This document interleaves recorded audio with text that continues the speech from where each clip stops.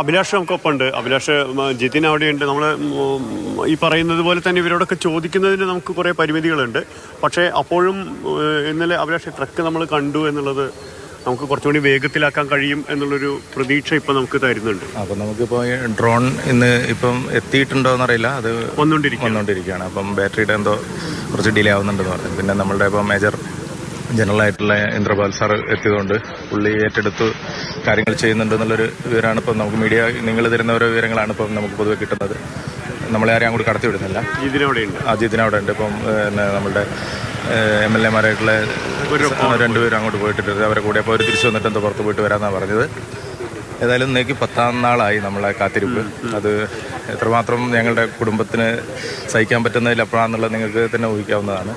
എന്തായാലും ഇന്ന് ഉച്ചയോടുകൂടി നമുക്ക് എന്തെങ്കിലും രീതിയിലുള്ള ഒരു പ്രതീക്ഷ. ഇപ്പം നിലവിൽ അതിൻ്റെ ലൊക്കേഷനും കാര്യങ്ങളൊക്കെ കണ്ടെത്തിയെങ്കിലും അത് ലിഫ്റ്റ് ചെയ്യാനുള്ള കാര്യങ്ങളാണ് ഇപ്പോൾ ചെയ്തുകൊണ്ടിരിക്കുന്നതെന്ന് പറയുന്നു. അതിന് എന്തായാലും കുടുംബത്തിൻ്റെ ഈ കാത്തിരിപ്പിന് ഇന്നൊരു അവസാനം ഉണ്ടാവും എന്നുള്ളൊരു പ്രതീക്ഷയിലാണ് ഞങ്ങൾ. അത് അത്ര തന്നെ ഇപ്പോൾ നമുക്ക് പറയാൻ പറ്റുക കാര്യം. കാരണം അന്വേഷണം അവിടെ തെരച്ചിൽ പുരോഗമിക്കുന്നു. ആ തെരച്ചിലിന് ഒപ്പം കൂടുതൽ വിവരങ്ങൾ അവിടെ നിന്ന് വരേണ്ടതുണ്ട്. അത് പക്ഷേ നമുക്ക് മുമ്പ് ഉണ്ടായിരുന്നതിനേക്കാൾ കൂടുതൽ ഒരു ലക്ഷ്യവേദിയായ ഒരു അന്വേഷണം, ഒരു തെരച്ചിൽ നടത്താൻ കഴിയുന്നു എന്നുള്ളതാണ് ഈ നിമിഷത്തെ പ്രധാനപ്പെട്ട കാര്യം. ഇന്നലെ ഉച്ചയ്ക്ക് 12 മണിയോടെ ആദ്യത്തെ വലിയ മണ്ണുമാന്തി വന്നതിന് ശേഷമുണ്ടായ ഉണ്ടാക്കിയൊരു മാറ്റം നമ്മൾ കണ്ടു. അതിൻ്റെ തുടർച്ചയായാണ് ഇപ്പോൾ രണ്ടാമത്തെ മണ്ണുമാന്തി കൂടി എത്തിക്കുന്നത്. അപ്പോൾ നേരത്തെ പറഞ്ഞതുപോലെ ഒരു വലിയ ഒഴുക്ക് എന്ന് പറയുന്നത് എല്ലാ പുഴകളും കരകവിഞ്ഞൊഴുകുന്ന അവസ്ഥയാണ് ഈ മേഖലയിലുള്ളത്. നിറഞ്ഞൊഴുകയാണ്. അപ്പോൾ എവിടെയെങ്കിലും വെള്ളം തടഞ്ഞു നിർത്തുകയൊക്കെ ഏറെക്കുറെ അസാധ്യമായിട്ടുള്ള കാര്യമാണ്.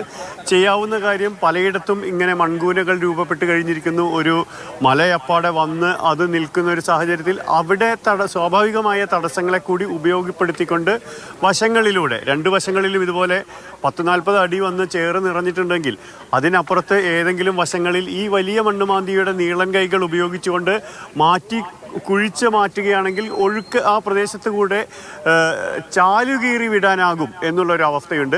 ആ വിധത്തിലുള്ള പ്രായോഗികമായ കാര്യങ്ങളാണ് ഇപ്പോൾ ആലോചിക്കുന്നത്. അതിനനുസരിച്ചുള്ള മാർഗങ്ങളാണ് ഇപ്പോൾ ചെയ്തുകൊണ്ടിരിക്കുന്നത്. എന്തായാലും മേജർ ഇന്ദ്രപാലൻ്റെ നേതൃത്വത്തിലുള്ള സംഘം ആ ട്രക്ക് കിടക്കുന്ന ആ പൊസിഷൻ, നേരത്തെ നാവികസേനയുടെ ആ ഇമേജിന് അനുസരിച്ച് അവിടേക്ക് ചെന്ന് ആ പ്രദേശത്തിൻ്റെ പൂർണ്ണമായ നിയന്ത്രണം ഇപ്പോൾ അവരുടെ കയ്യിലാണ്. അവർ കൂടുതൽ തെരച്ചിൽ നടത്തുന്നു. അതിൻ്റെ പൊസിഷനിങ് എത്രത്തോളം എന്ന് മനസ്സിലാക്കാനുള്ള ശ്രമമാണ്. നമ്മൾ നേരത്തെ പലവട്ടം പറഞ്ഞതുപോലെ തന്നെ അതിൻ്റെ ക്യാബിനിലേക്ക് എങ്ങനെ കടന്നെത്താനാകും, അതാണ് ഇപ്പോൾ ഇനി നടക്കാനുള്ള ഏറ്റവും പ്രധാനപ്പെട്ട കാര്യം. അപ്പോഴും 40 അത് മനുഷ്യർക്ക് തന്നെയാണ് ചെയ്യേണ്ടത്. നാവികസേനയുടെ മുങ്ങൽ വിദഗ്ധരാണ് ദൗത്യം നിർവഹിക്കേണ്ടത്.